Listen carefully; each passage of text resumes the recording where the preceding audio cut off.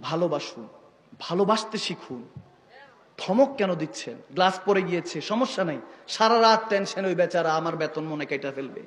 ধমক কেন দিচ্ছেন? বরং তাকে বলুন, গ্লাসই তো টুটনে কা চিজ হ্যায়, টুট গয়া কোই বাত নেই। গ্লাসই তো, ভেঙে যাওয়ার জিনিস ভেঙে গিয়েছে, পুরান গেলে নতুন আসে, ঠিক কিনা? মানুষকে অ্যাপ্রিশিয়েট করুন, অ্যাপ্রিশিয়েট করতে শিখুন। নামাজ পড়ে এসে যদি বলেন, হ্যাঁ নামাজে যাস না কেন, তাহলে তো হবে না। তাকে বলেন, জানোস আজকে যে কি মজাটা পেয়েছি সেজদা দিয়ে, পারলে তুই আদায় করিস। সে শিখবে। আপনি মা হয়েছেন, আপনি বাবা হয়েছেন, ভাই হয়েছেন, যেই হন না কেন, বোন হয়েছেন, স্বামী হলে, স্ত্রী হলে, যেই হন না কেন, কেরদার যেটাই হোক না কেন, আপনি হুকুম দিবেন না 5 ওয়াক্ত পর, বরং আপনি তাহাজ্জুদ পড়া শুরু করেন, দেখবেন সে 5 ওয়াক্ত ধরা শুরু করে দিয়েছে। গালিগালাজ করার দরকার নেই, তাকে 5 ওয়াক্তের হিসাব শিখান, তাহাজ্জুদ গুজার হয়ে যাবে। নবী প্রেম শিখান, সে সালাতু সালামও পড়বে, মিলাদও করবে, কিয়ামও করবে।